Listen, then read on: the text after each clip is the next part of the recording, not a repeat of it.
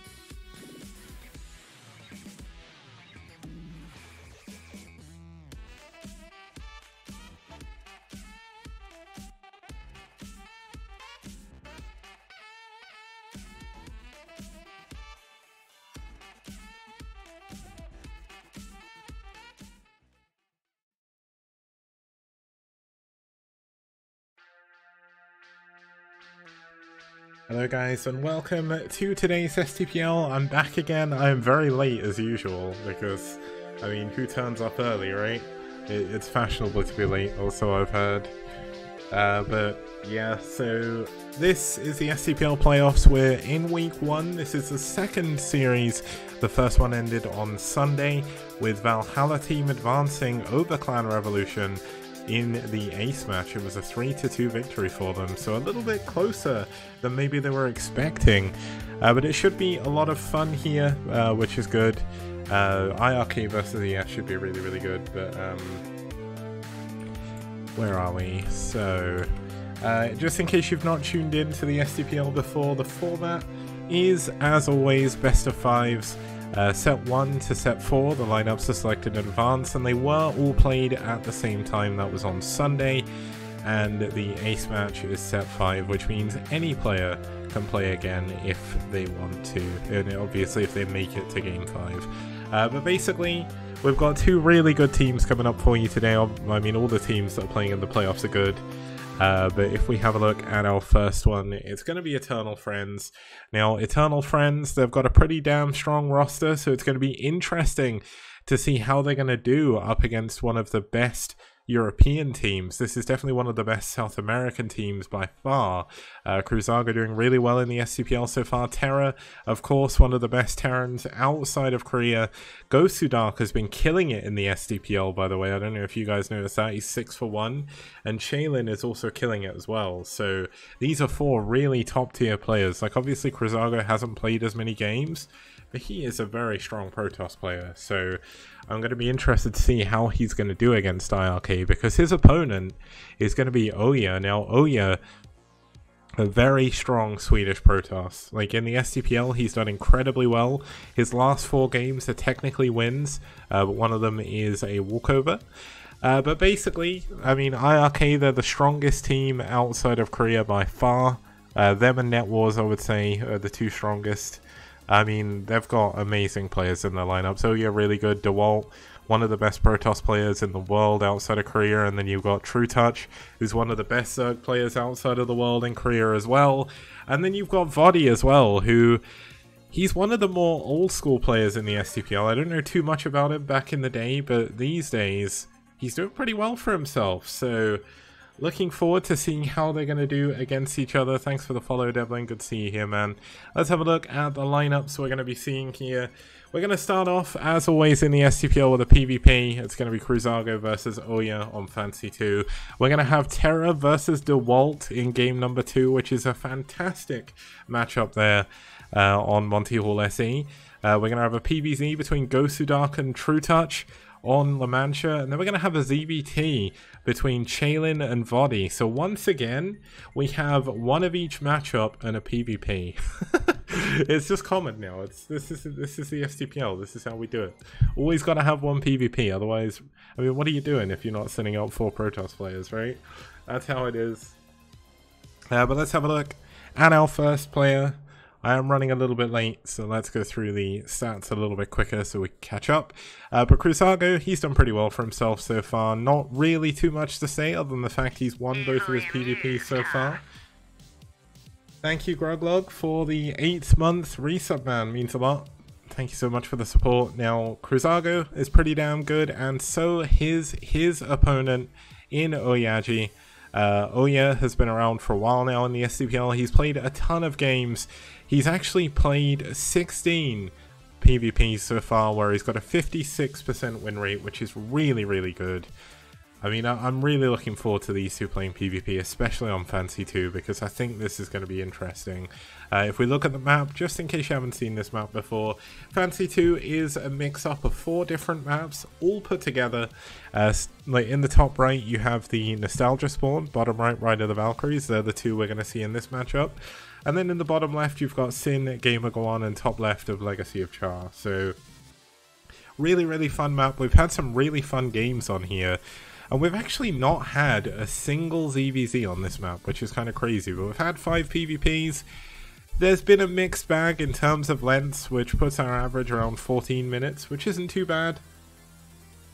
But it's really fun. We've had a lot of really good games in the STPL, and looking forward to seeing it here as well. So let's get into it. It's game number 1.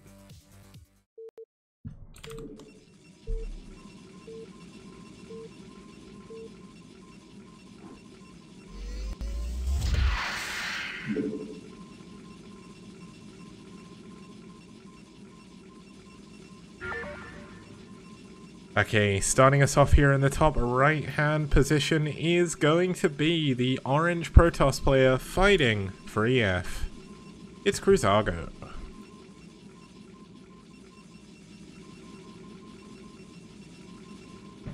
And his opponent spawning down here in the bottom right hand corner in the blue, fighting for iRk in his Swedish colours. It's Oyaji.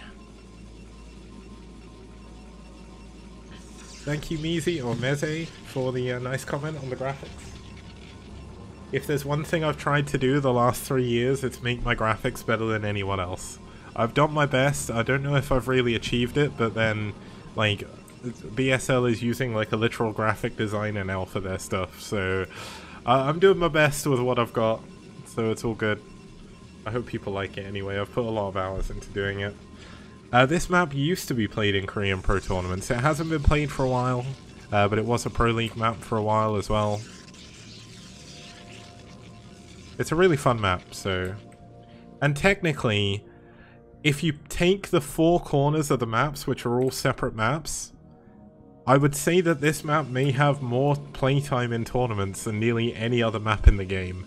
Because the maps like Nostalgia was around for a while, Ride of the Valkyries was around for a while, Gamer Go On was around for a while, and so was Legacy of Char. Like, they're all kind of older era games, and obviously I'd say Fighting Spirit and maybe Circuit Breakers has been played more now, but if you totaled up the years of playtime between all 4 of these maps on Fantasy 2, as well as the Fantasy 2 map of games, probably quite a lot. I'd be interested to find out that statistic.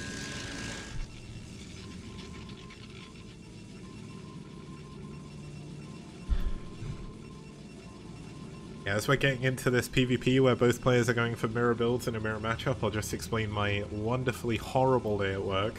Everything that could go wrong did go wrong. It was just a hot mess. It was a massive hot mess today. I didn't like it at all.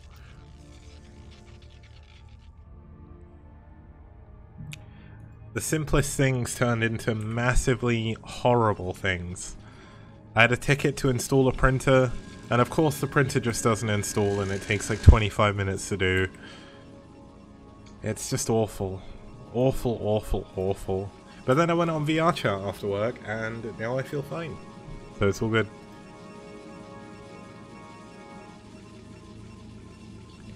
Now both players are going to scout last, which is pretty good because it means neither player can really do anything. Stuff being Carl in chat saying you describing my whole life. Well, it's also my life as well, so it's fine. High five. But yeah, due to the fact they're both scouting last, it means they're not actually going to be able to get in and scout each other. So Cruzago going to head up to the top left. I do wonder if he's going to maybe try and hide something over in one of the other mains. Wait, did he actually... Oh, he didn't actually go into the main. That's really unfortunate. Oh, he misclicked. Oh, damn, that's horrible. I hate when that happens.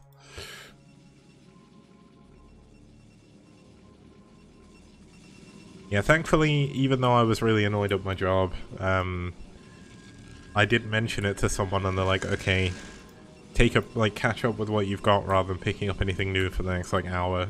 So I did that, and then it kind of helped a little bit.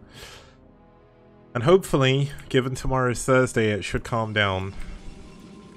You know what? It'd be wonderful if I could do this full-time, just cast tournaments. It'd be so much better. If anyone wants to help support that dream, if anyone wants access to the STPL replay archive, which has over... I think it's like 1,400 games worth of replays, then you can sub on Patreon for just $5 a month to get access to those, and there's also some higher tiers as well. Just saying.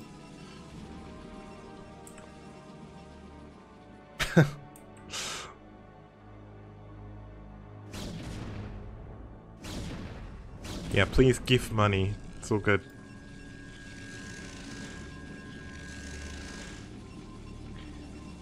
I think Moobot may be screwed. It said something about updating it, but I didn't get time. It's donate, I think. If you want the... Yeah, there we go. Look at that. There's even a Patreon link right there. Okay, Observatory coming in for both players. The only major difference is one player has gone for quick attack, one player has gone for a second gateway. Also, I said GIF as in GIEF. That's like a weird slang thing in the UK. I don't even know if that's a UK slang thing, right? That's more a net slang thing. Because you don't say giver, you just say give, right? It's got the E on the end, it's implied. Now we've got an Observatory coming in for Cruzago. Reaver coming up with the shuttle just behind. Looks like nothing was hidden over in the top left-hand corner in the end of it all. I do wonder who is going to be the first to sort of jump on the Reaver speed, or the shuttle speed. It's going to be Cruiser, so he is going to have a little bit of an advantage here when it comes to the Reaver micro, but he is going to be down on gateway units, so if Oya can go in and get some damage done, that could be very good. Now Cruiser actually making a big error here, moving out of his main base. Oh no, the Observer's going to see this as well. Wait, why doesn't Oya just run into the main right now? I guess he doesn't know how many units his opponent's got, so Cruiser going to come back, getting ready to try and defend. I really don't know where his Dragoons are going though. Like, it is 100% not worth it to go this way right now. This could be, this could be a monumental mistake. Looks like he is going to manage to circumvent Oya's... No, he's not. Oh, he's actually going to grab the army, pull it away from the side of the map, and he's going to fly in with his shuttle speed. Should kick in fairly soon, but look at this. He's going to give up his Dragoons in the middle of the map. This means the longer the game goes on, Oya is going to get further and further ahead. Now look at this, the probes have been pulled already. Is the Scarab going to be good? Looks like the first Scarab is going to hit a Dragoon, which isn't the best target at this current point in time. And it looks like the Dragoon's actually going to get in the way. This is a pretty big mistake, actually. We've got a probe and an observer over there on the left-hand side. Now, Oya is trying to expand first, which can be a big boon in PvP.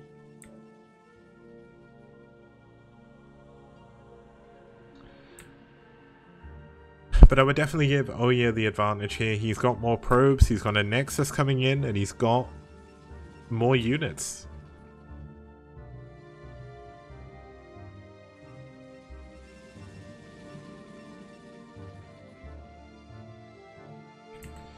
Now, it looks like he is waiting for some more shields on the shuttle. Shuttle speed has kicked in. I don't know why I keep calling it Reaver speed.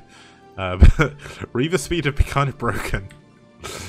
Okay, he's going to see that there are some Dragoons here, so he should know not to fly directly in there. Realistically, I think the time for shuttle harassment is kind of done for Cruzago here. Like, it's going to be very difficult for him to get in. He could maybe fly in from the top of the main. But when you're doing that, you're not really helping yourself too much. Now we've got the Nexus coming up for Cruzago as well, which of course will be behind, but both of them very heavily on top of spending all their money, which is very impressive to see. Even though they are both very, very good players now. Looks like he is going to try and risk it going into the main base here. A Zealot being dropped down. That isn't going to help too much, but look at this. The Reaver going to drop on top of the pylon? Oh, is it going to bug? Yes, it is. Oh, yeah, it bugs. Never mind. Oh, and the shuttle goes down. That is historically bad. Well, historically? Why did I say historically? That is not what you want to have happen in a PvP. Oh, that's actually really going to hurt Kruzaga here. And Oya could actually decide to just go with all of his army now. He's going to have a massive advantage. Dr. Green, this map is an amalgamation of 4 other maps. So, all the 4 spawns are different. Now, it looks like Oya, I mean, this should be fairly straightforward. He has the units, he has the money. Can he push in and just kill Kruzago here? Cruiser does have the 2 Reavers. The 3rd Reaver wishing it had shuttle speed, or wishing it had Reaver speed right now, slowly waddling down. Now, if Oya pushes into this ramp, then this could be bad, but it looks... Oh, wait, the Reaver Scarab goes through the Nexus? Now, this could be tough. This is a very hard position to break now. That's a massively good engagement for Cruiser. He's actually going to bring the supply difference back closer. Where's the Reavers? Where are the shuttles at? Looks like there's only a single Reaver. The 2nd Reaver finally coming in. Did he just never build a shuttle? Yeah, looks like he never built a shuttle.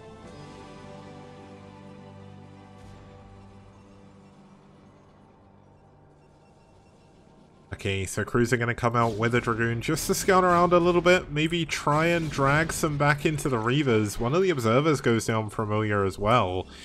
Now, there is 3 Reavers over here. Is he going to get a 4th, or is he going to start to skip into Templar Archives tech? Looks like he isn't doing it just yet. Now, this is a gas base. He still hasn't taken the gas. Looks like Oya has been mining his gas for a while now, so... It's a little bit interesting that he's been mining less gas, but he's got more gas in his bank. He is supply blocked, which is a pretty big deal in a PvP. Gives Oya a chance to get a little bit further ahead. Now, are we going to have a weird situation where Cruiser is going to make the same mistake that Oya did? Looks like not quite yet, but looks like Cruiser is getting ready to take a 3rd base over here. So, I guess he is going to have to sit here just a little bit longer. Now, this really is going to be a battle between Reavers and, well, Reavers now. There is finally a shuttle here. Now, Oya is on the high ground. The Reavers' Scarabs should be pretty good, but he does need to be careful. This is not an engagement he really wants to take, but wait, is he just going to jump on top of the shuttle? Is he going to manage to break through Oya's army here? It's basically just Reavers left against Reavers. The shuttle must have gone down here. And that means Reaver Shuttle Micro should win the day, but somehow Cruiser comes out on top on this engagement. He is down in supply, but he's got the momentum here as he pushes himself forward. And this is actually a really risky situation to be in, but the fact these Reavers do not have a shuttle to pick them up, and the fact that the Dragoons are a little bit further forward means this isn't going to be that great. But if Cruiser can take this high ground... he can be in a very strong position now. Are we finally going to get another shuttle? No, we're not. It's only just now coming in.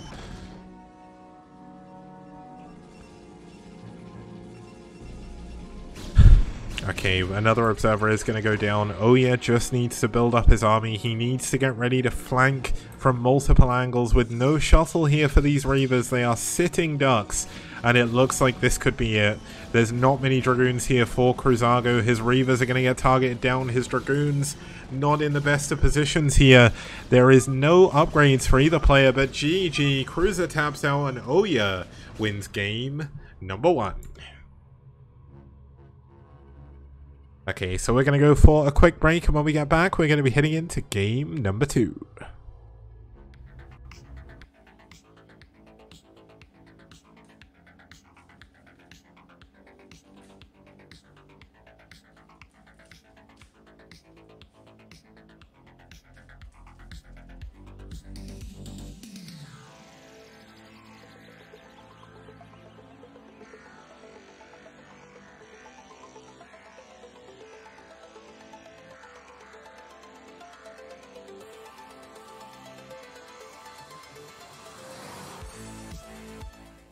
I am the Scatman. Para pa pi pa pa para pum. Pa pa para pum. Para pi pa pa para pum. Pa pa para pum. Para pi pa pa para pum. I am the Scatman. Scooby-Doo-Doo-Beepa. Scooby-Doo-Doo-Beepa. Scooby-Doo-Doo-Beepa. I am the Scatman.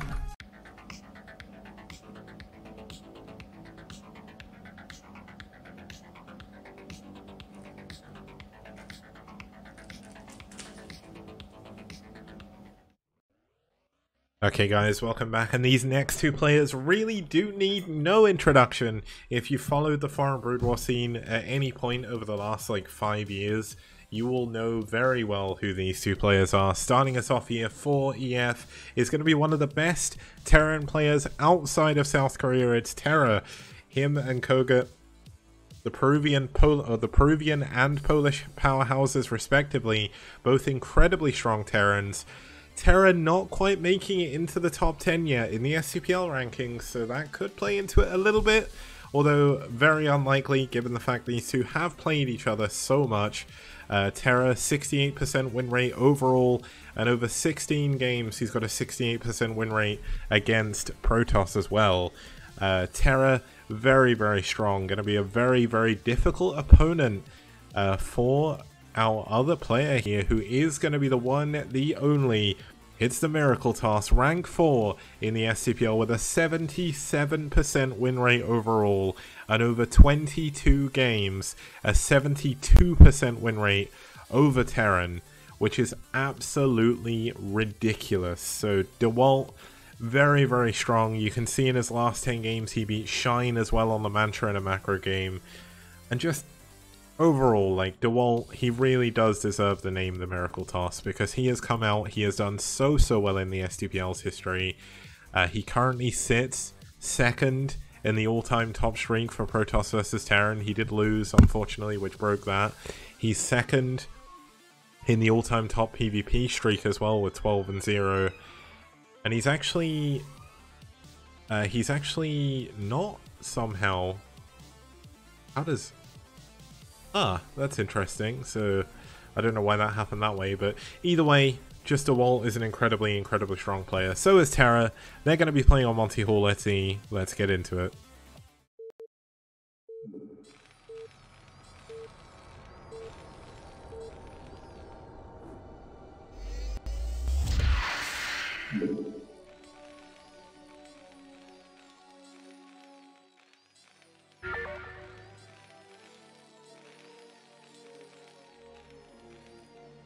Okay, starting us off here in the top left-hand corner, fighting in the magenta for Eternal Friends, it's Terra, the Peruvian powerhouse.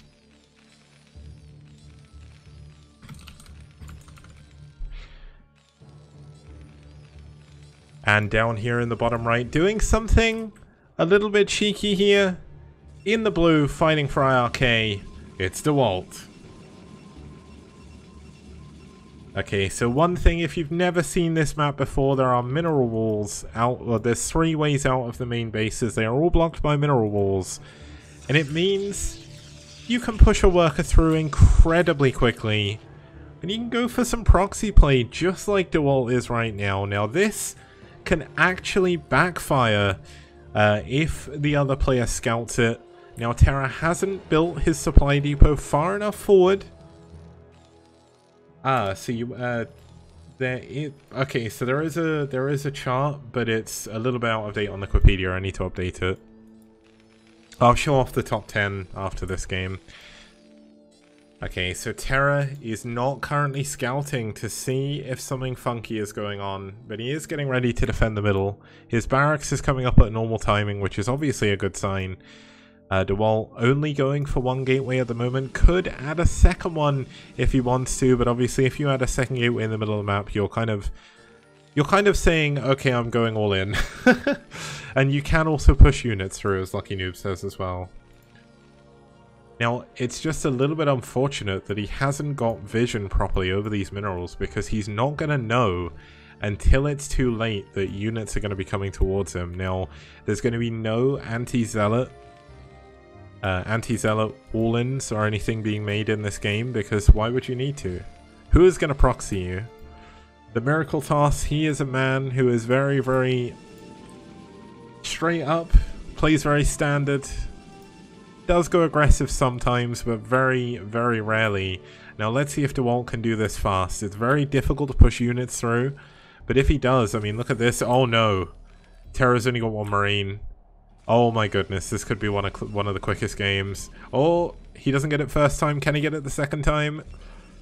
It's so tough. He needs to spam click. Oh, he doesn't, and he's gonna have to send his probe back. His probe can't mine anymore, so he can't glitch through anymore, can he? Can he still glitch through like that? Oh, and the Marines found it. Oh, this is so important for Terra. If DeWalt can't get these zealots in, he can't do anything. There we go, look at this. The zealots are just going to sit there doing absolutely nothing. They're not going to be able to break through anymore. And DeWalt is going to have to go to plan B. The Cybernetic score is coming up. Terra with the perfect timing on his Marine going up to scout that. And Terra's getting ready to expand, and he can expand on location over here in the bottom left. These poor zealots, they're just going to sit here. They're going to wait for their turn, but they're going to have to wait for a shuttle. Now we've got the factory coming up with the machine shop. Nearly said tech lab, even though I don't even watch StarCraft 2, so I don't know where I got that from.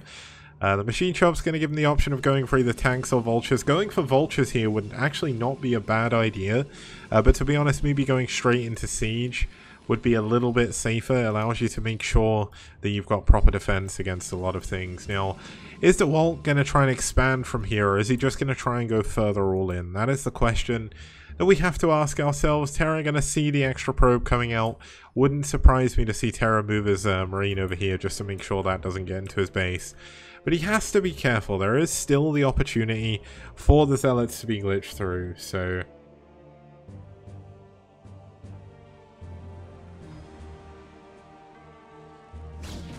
And here we go. Oh, he needs to kill the probe. If he can kill the probe, this stops.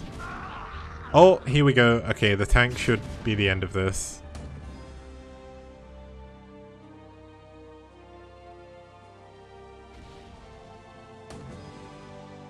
Also, ASTL wasn't on today, was it? It was on yesterday. Okay, well this barracks is going to fly straight into the main. He will eventually scout the robotic support bay, and there is absolutely nothing that DeWalt can do about this. Now, we do see that Terra did go in for siege first. This does keep him a little bit safer.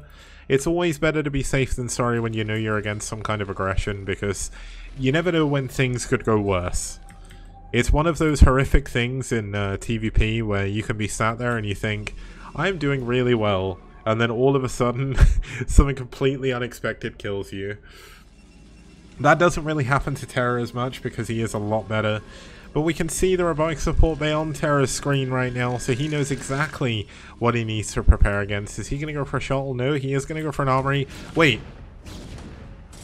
Oh, he built the shuttle. I completely missed the shuttle. Here we go. Looks like the tank at the front did get pulled back. The SCVs have been pulled. This is still a very important moment. It can still go south from here.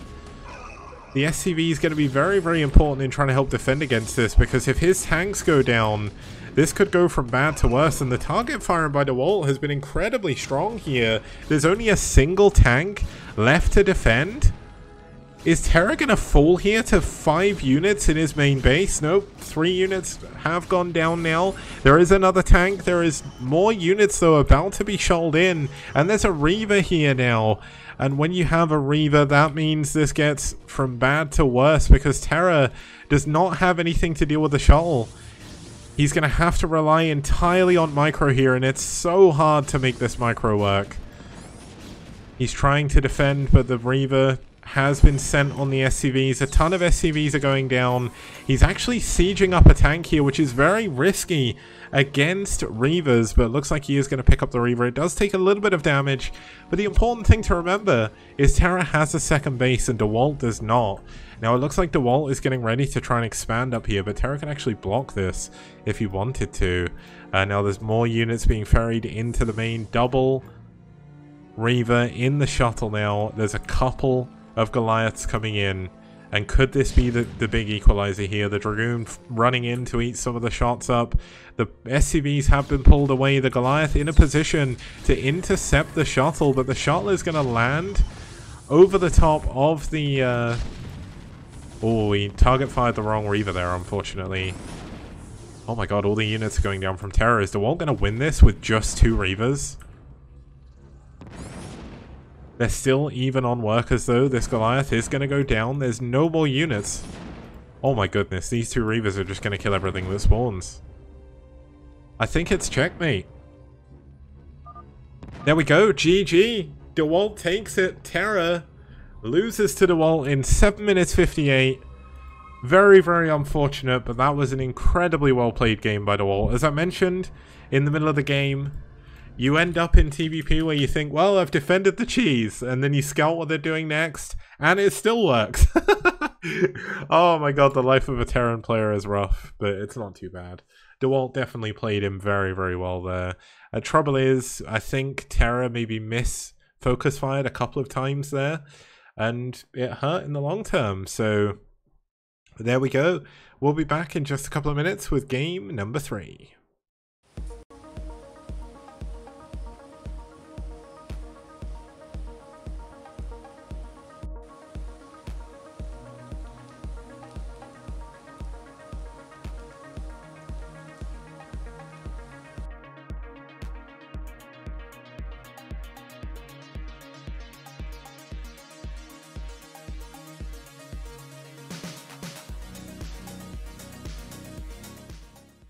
Toss a coin to your content creators, oh Valley of Plenty, oh Valley of Plenty, oh.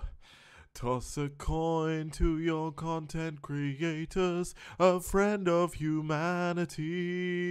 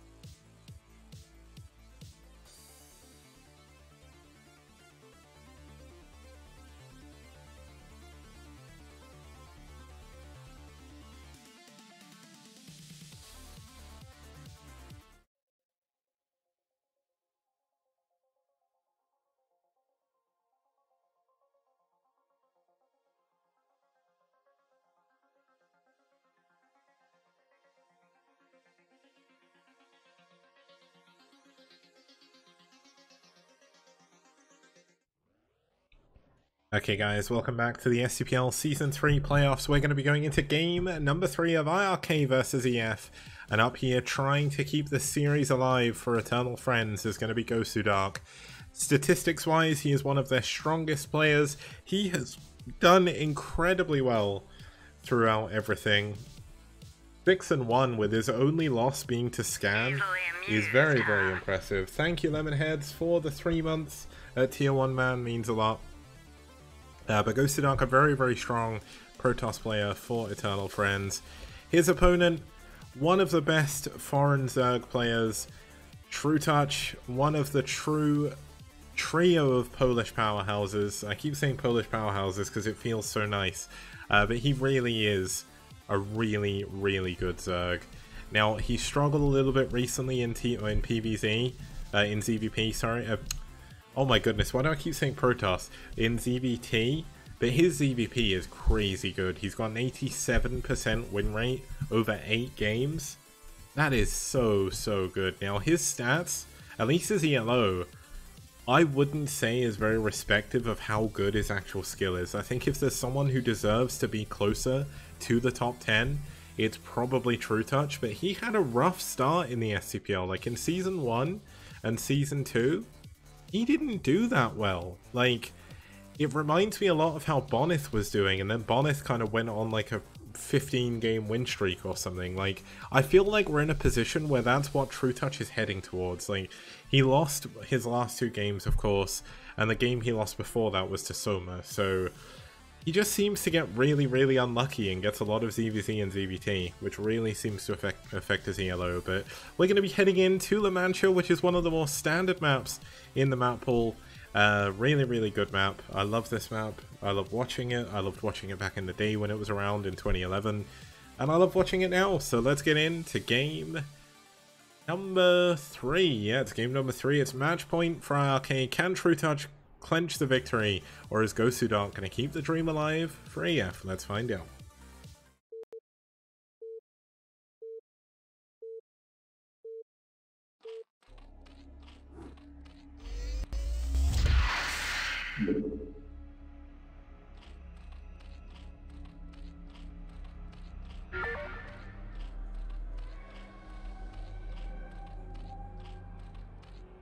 Okay, starting us off down here in the bottom right hand corner in the pink, fighting for iRk. He's on match point here on La Mancha.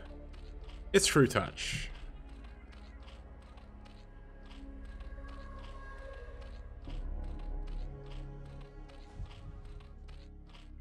And his opponent spawning down here in the bottom left hand corner. It's, I think, the best Protoss player in Peru.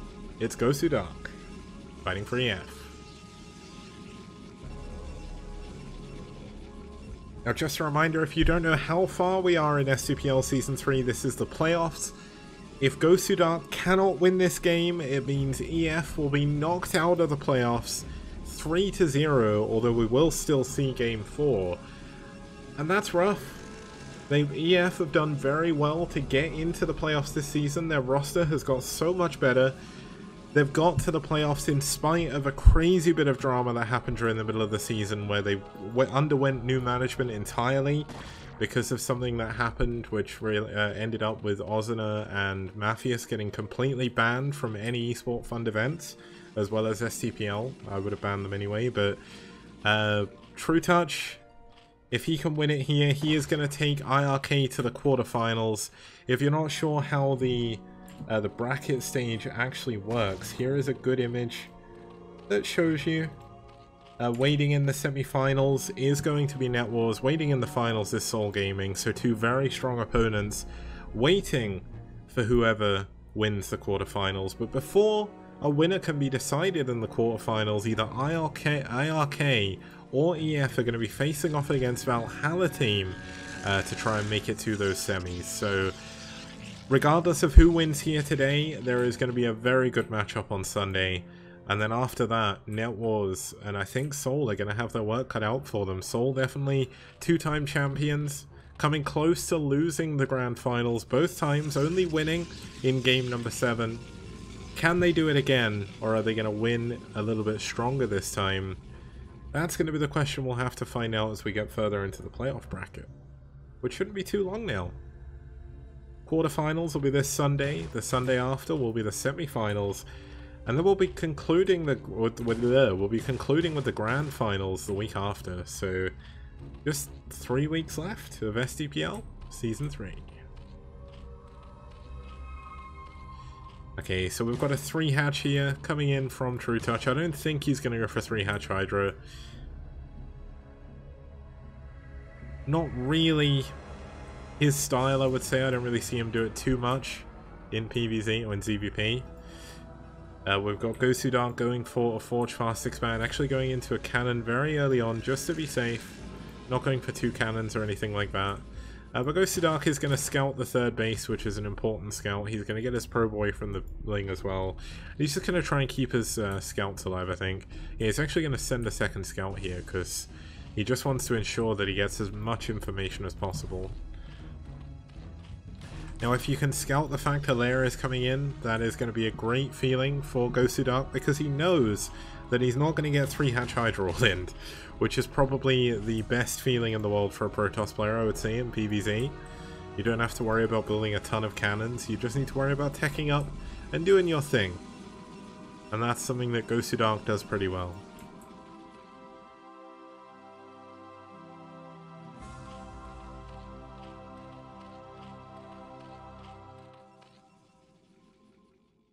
Now it looks like this time the 2nd probe is going to be joined by a Zealot to try and put a little bit of pressure on, maybe force out a couple of Lings. And that's exactly what he's done. A lot of Lings being hatched here by True Touch. I don't know if True Touch has misread the situation, but that is definitely a little bit wasteful. I mean, there is an opportunity to go in for some kind of Ling rush here, because there is only 1 cannon. The extra Lings also force out cannons as well, which is kind of important, but I mean, Gosudark isn't looking to be aggressive here whatsoever. He's going to go... Oh, he's actually going to go for DTs before Corsairs. Now, the fact he scouted the lair, this is actually kind of risky. You need the quickest Stargate you can against Mutalisks. And he's going for three extra gateways. And look at this, the Lings are going to get into the main. Oh no, the Ling rush actually paid off in the end. Is he gonna, how many probes is he going to get? 2? Can he get a 3rd? Yes, he is. 3 probes dead. This is massive for True Touch here. And not only that, he also gets a scout on the fact there's no Corsairs coming. And if you've got no Corsairs coming, you go into Mutalisks. You immediately go into Mutalisks here. Now, is he going to hatch them? Now, we do have a cannon coming up in the main, because Gosudark knows now that his opponent knows he is nowhere near Corsair tech. And if you're nowhere near Corsair tech, that means you're in a very, very difficult position. Now it looks like we do have 2 Zealots have managed to waddle their way across. They have managed to kill a drone. There is a lot of Lings still left up, but these Zealots are looking pretty strong right now. This is definitely a weird situation to be in. He's forcing out a lot of Lings, which is a good thing, because it keeps his opponents off. It keeps his opponent off of Mutalisk while he gets ready to counteract them. But he's not. He's playing so greedy. He's not making any defense against any possible Mutalisk. He's betting all on this fight. He wants to try and force as many Lings out as possible, and I'm not sure this is worth it. He is going to lose a lot of units here. His Dragoon is going to go down, most likely. More Zealots are coming in. I mean, this is 4 gateways worth of production, but this is so many Lings.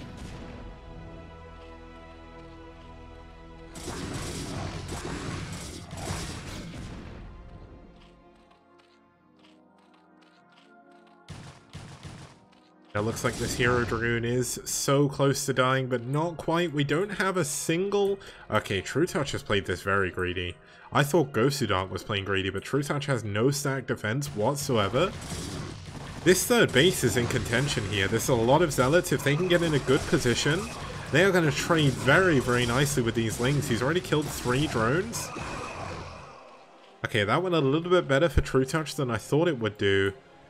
But there is going to be a constant stream of Zealots coming in here now, and that's going to make it very difficult to defend this base. Now, still no Mutalisks. There is going to be Carapace coming in though, so perhaps the fact that True Touch knows maybe this game is a little bit laggy. It is Poland versus Peru.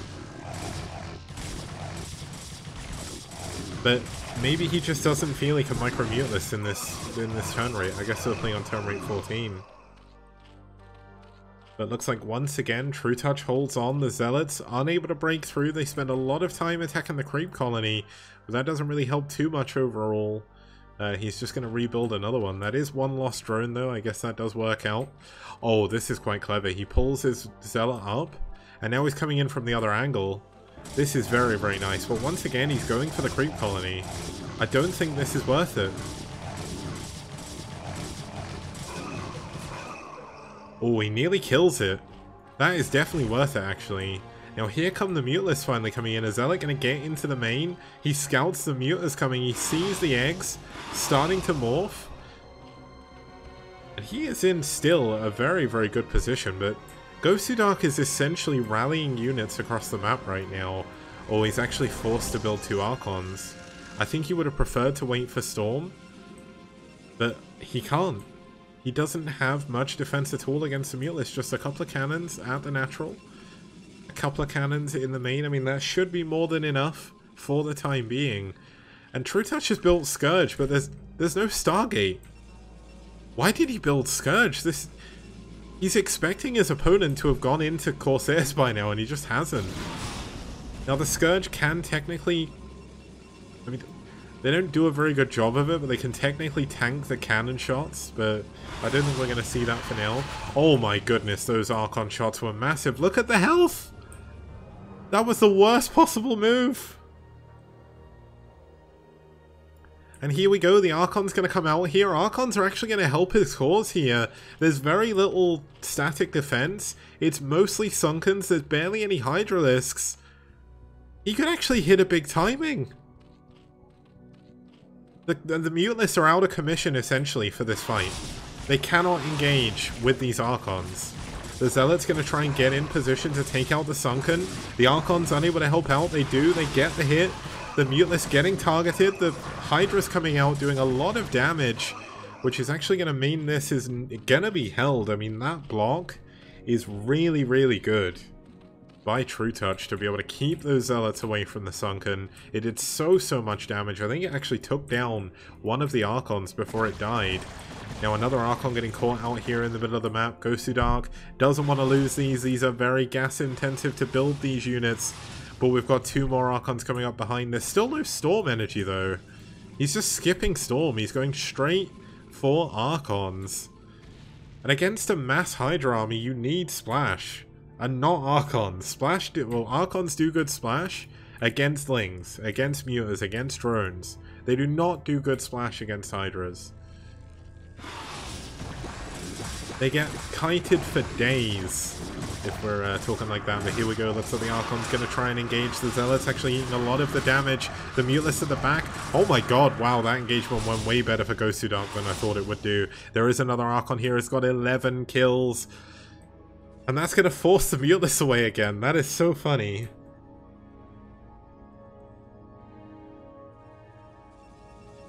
Here we go, the Muteless going to fly into the main. There's actually not much here to defend. There is some High Templar though. They do have Storm. Can he get some Storms off? Looks like he is going to try and go for another counter.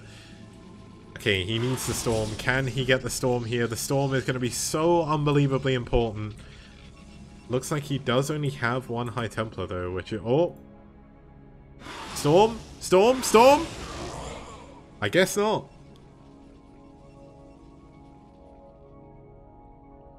Oh, here comes the Archon though, getting in a position to attack the Mutas now. Oh, he does get the hit, but it doesn't do as much. Even taking time to do some damage to this Overlord. The Archon getting in a position, trying to catch these Mutas off guard, but it's not happening. True Touch doing a very good job maneuvering these Muteless around. Archon goes down, the Zealots are going to be forced to move back. Where's the Storm energy? Where's the Templar? The supplies are very, very close. True Touch going into his 4th base. There is finally a High Templar here with Storm energy. Oh, he storms, but the Muteless flies straight out. He needed that Storm realistically for the Hydras. The Hydras are the real damage dealers in this engagement. There is a good Storm. Taking down a lot of the health from the Hydras.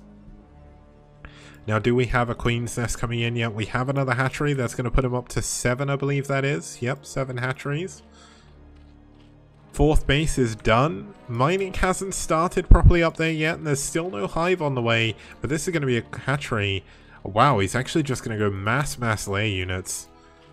Not even going to bother teching to hive. Like, I almost feel that this is actually bad. Like, I feel like you want to go for hive at some point. Like, Defilers are so strong.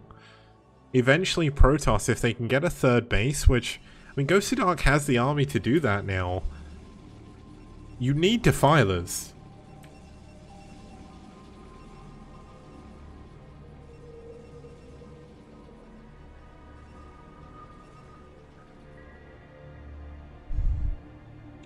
Now the one benefit of True Touch going for so many hatcheries, going for such low tech, is it's cheap, it's easy, and it builds incredibly fast. He is going to be building so many hydras off of these 9 hatcheries he's going to have now. There is still no Queen's Nest or anything coming up. Gosudark getting ready to try and expand, but it's going to be tough. It's not easy to expand when you're behind in PvP. The supplies are even, and if you're even in supply with a Zerg, you're in trouble, because that is a lot of hydras. He is going to need to get the best engagement possible to try and hold on to this. Now the Mutalist trying to fly in to see if the third base is coming up yet. Isn't quite going to find anything. Now, where are the tech units from Gosudark? He just hasn't been building enough Storm. Like, does he not feel confident in his High Templar usage? That's what it feels like to me. Now it looks like the Dragoon's going to get a good engagement here on the Hydras, because the Hydras aren't all attacking at once.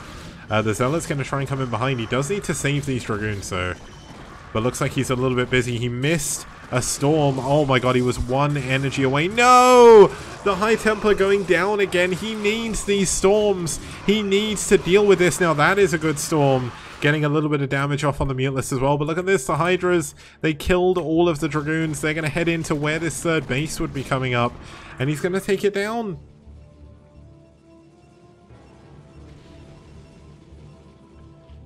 Still no Hive coming in. True Touch is going all in on Hydras here. He knows his opponent isn't going for a lot of Storm. And he is going to give himself a very, very strong position. We finally have another High Templar out here. Oh, if he gets in and storms these Lurker eggs, this could actually be massive. If he can catch all these Lurkers morphing, that is not what you want happening as Zerg right now. You need these Lurkers to morph. The Lurkers do morph. They do get their health back. There's no Observer. Oh my goodness. The Lurkers do finish. And that means this push is going to have to fall back. But the units are just standing in Lurker spines. Oh my god, 2 Lurkers are enough to stop the entire Protoss army. Now, looks like we are going to have a lot of Zealots running up here to the top right. He did kill a lot of Hydras in the making of that push, but just look at how many units the True Touch has back at home. The Mutalist, what is he doing? Why is he turning around? You're going to lose the Zealots anyway. You may as well just do some damage. He should have gone in with all of his Zealots there for sure. I think that was a big mistake. He did kill 3 units. He did kill 3 Lurkers. He couldn't kill the other 2, unfortunately. Yeah, he definitely could have killed that base, I think, with that amount of Zealots. Maybe he assumed that his opponent had more units than he did. But this is where the struggle bus pulls into the station. Gosudark finds himself down 30 supply. His tech units are just not there. I mean, the one big problem is he can't actually defend High Templar against Mutalisks. He can't even defend his Observers against Mutalisks either. And that means even if he does build the High Templar, they're just gonna die. But he needs the High Templar, he needs the gas units. True Touch getting ready for a 5th base. Finally the Queen's Nest is coming down here in the main. And okay, so the second Defilers come in here, this game is over. Gosudark has a timing that he can hit if he can build the right units, but if he can't, everything is going to die to Plague. Like, that's just going to be the end of the game. Like, he's not going to be able to deal with that. I mean, look at this. This is what, 6 Mutalisks? 8 Mutalisks? They have 1 Carapace, and the Dragoons just can't kill them. The Dragoons aren't even touching them, for crying out loud. That's Dragoons against Mutalisks, and this is why you need Storm, why you need Archons. Like, if he'd have just built 6 High Templar and made 3 Archons, right? That would be better than having no Archons or High Templar, for sure. True Touch continuing to add on a ton of units, more units coming out the top hatcheries as well. He's got Overlords coming in. He is sending everything to kill this 3rd base, but there's no 3rd base to be found. And we're going to have Ring Around the Rosie here with Gosudark trying to come in from the bottom. But by doing this, he's given the position up around his main. True Touch has got all of his army still going to the 3rd base. Not yet rerouted it. Now that is finally a good Storm. He needed one of those a very long time ago, but can he even hold on to his natural? I don't think he can. This is just far too many units, not enough defense. The units up here are going to go down, another storm comes down. Is it a little too late though? It looks like True Touch is going to have his cake and eat it, bringing back some of his army to defend, some of his army to attack. Another observer goes down, which means lurkers will defend forever. And the units at the front are dying. His natural is dying as well. He's completely mined out. So GG, Ghosted Arc taps out, and True Touch takes a dominating victory in game number 3. Now we're going to go for a quick break, and when we get back we're going to be heading into game number 4. iRk have advanced and they will be playing off against Valhalla team, but we've still got Chaylin versus Vodi to go on Core Breach, so that should be a good game.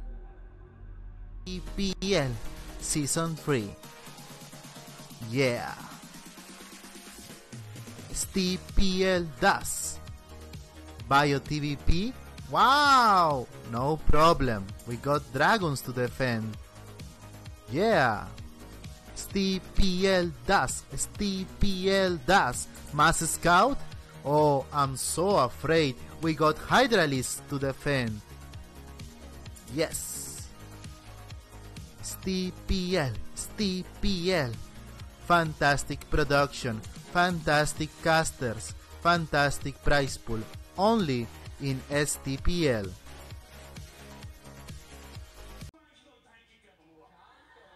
I'm about to overload my aggression inhibitors.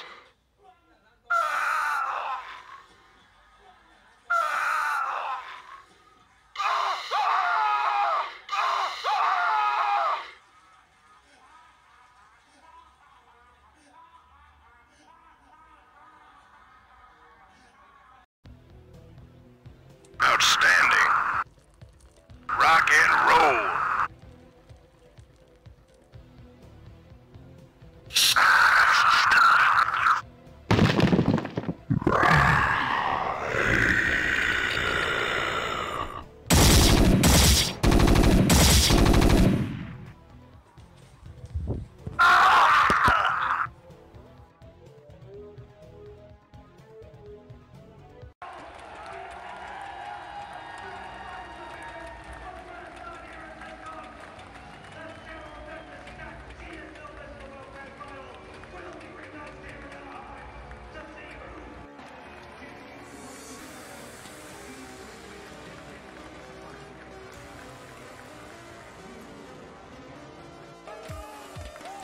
Okay guys, welcome back to the STPL semi-finals, playoffs, Season 3 playoffs. iRk have just advanced into the quarterfinals where they'll be facing off against Valhalla team, but there's still game 4 to be played. Can Chaylin, fighting for EF, give her team a chance of a victory here? Can they finally get a win on the scoreboard in this best of 5? Chaylin, a very strong female Zerg streamer from South Korea. She's done pretty well in the STPL, but her TVZ, or ZBT I guess in this case, hasn't been her best matchup. She did lose against Medinio, but in her recent game she beat DeWalt, who is the Miracle Toss. So Chaylin, definitely a very, very strong Zerg player. I'm going to call her the Bunny Zerg, given she's got the whole like bunny motif going on in her picture. Bunny Zerg doing pretty well. Her opponent, fighting for iRk, is going to be Vodi. Vodi has done pretty well as well. TVZ, he's only played one where he beat Zero. I think that may have actually been a walkover, can't remember. That was in all the way back in May. If someone knows the answer, please tell me. Maybe Zero did play that. But still, a very, very strong win. He took over Zero, so either way, a very, very good player. It's going to be Core Breach. Let's get into it.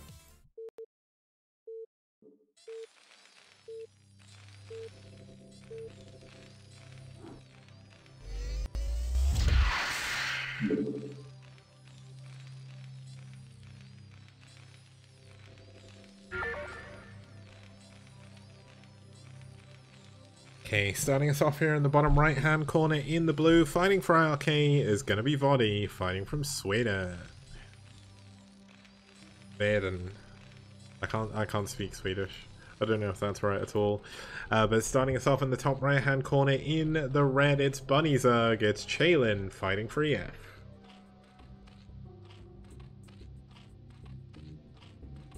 You know, I'm surprised there's not actually a South Korean pro gamer in Brood War called Bunny. I know there's definitely a bunny in Warcraft 3, I think? I'm sure there must be other bunnies. Like, bunny has got to be one of those, like, animals that everybody loves. Like, I have never looked after a bunny before. I've only seen pictures and my friends have had them, but, like, can anyone realistically hate bunnies? Oh, there's a bunny in StarCraft 2, I forgot about that. Looks like Vodi is going to get ready to try and push an SCV through to go for a center barracks here. Yeah, I think Bunny may have started up after StarCraft 1. I don't think he was called Bunny back then. Or he may be really young, isn't he? So he probably didn't play Brood War. But this is going to be a Rax in the middle most likely. Could go for a 14cc, but no, it is going to be a Rax. Now, this isn't the best build. It works against 12 hatch, but Shaylin just going to go for some early lings. We could be heading into a relatively quick game here, especially if Vodi goes for another... If Vodi goes for another barracks in the middle here, this could be a very, very quick game.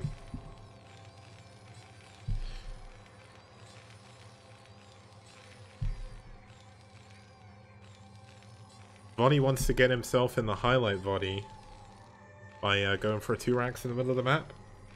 Then to 2 racks, here we go!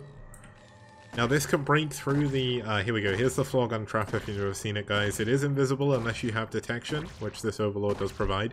Look how cleverly Shaylin has timed this out. She knows exactly when she can kill it, so she sends the Overlord without any wasted time. That Overlord is going straight back towards the middle of the map. Very, very nicely done by her.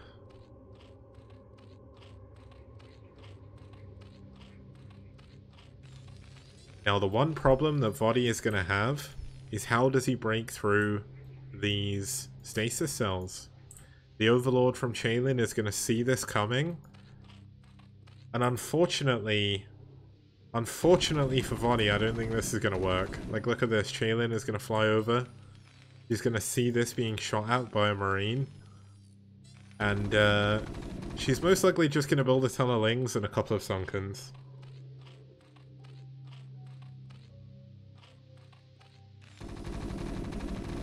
There is 2 stasis cells stacked up on each other. So that's what we need to look out for, but I mean if Shaylin just builds a single sunken colony, this rush fails. Looks like Vodi gonna send his SCVs back as well, or they can't get back into his main very easily. He may as well just bring them up here and just use them. Thank you 80s in chat. You are also Bay. Vodi getting ready though, his Swedish instincts kicking in here. The Swedish Terran is strong with 80s mullet turning up in chat as well. One of the other... I think you two are the only... Are there any other Swedish Terrans? Or is... Oh, Marwin technically. But isn't it just you two, like, nationality-wise? Now, the first stasis cell is going to go down, but there's a second one. And that is the problem, because look at this. A creep colony is going to come up. We have an academy. Stim is coming in. I mean, there is still a timing possibility here. Oh, Tuffer's another one. I forgot about Tuffer. Isn't Tuffer on iRk as well? Now, he should actually wait. Don't break through this yet. Wait until you've got Stim. Wait until you've got Fire Bats. And then go.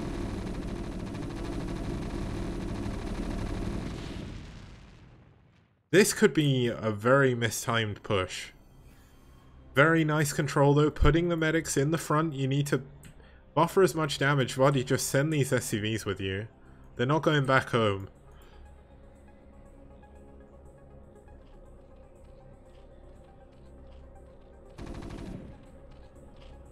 Now we do have a second sunken colony coming in, but he is going to be able to snipe the gas.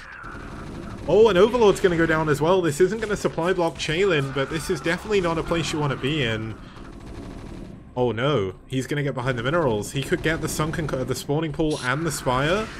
He's going to kill a ton of drones. Oh my goodness, that fire bat. Only 6 drones remain.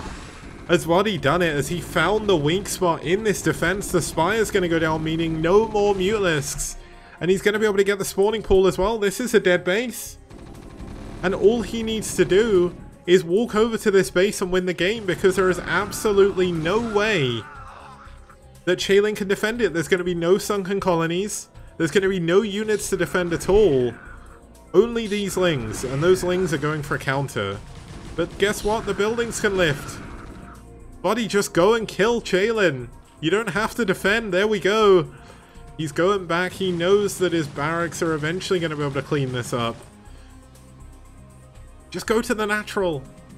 Go to the natural, Buddy.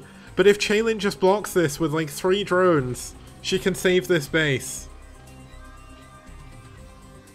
Oh, but that's going to be it. That's going to be game over. Shaylin going to try and pull back, trying to get her drones back through to the disruption web, but it's not going to work. Then what am I trying to say here? The natural hatchery is going to go down. Vodi didn't lift his barracks, though. This is actually a pretty big mistake. I mean, I don't really get why you wouldn't lift the barracks, but he is going to build 2 barracks back at home. There's not actually that many units back here, so maybe in some weird twist of fate, Shaylin can clear up all these units and break through the stasis cells of her opponent and just win, but I don't think that's going to happen. Because look at this. The unit's going to get behind the mineral line, they're going to be able to snipe these drones, and with no drones, there's going to be no hope. Shaylin sending her drones away. I mean, realistically, she has to start mining, but she can't. If she can maybe mine off of this 1 mineral. Oh, that's actually really big. Gets the medic. That means every stim will be less health for these marines to have. Looks like the Ling's getting ready to move in, but I mean, the Shaylin is just maybe a little bit too far behind here, I think. It's a nice try, but like Shaylin doesn't want to give up.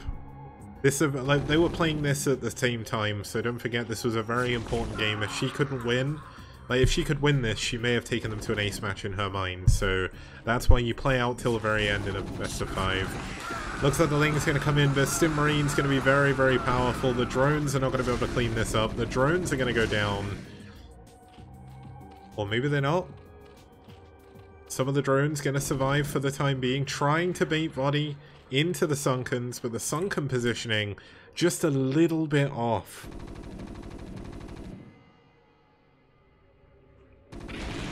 Another Overlord going down for supply for Shaylin. There we go. GG is called. Shaylin taps out, and once again, the Zerg versus Terran curse for Shaylin coming into full effect, giving her another loss in the STPL.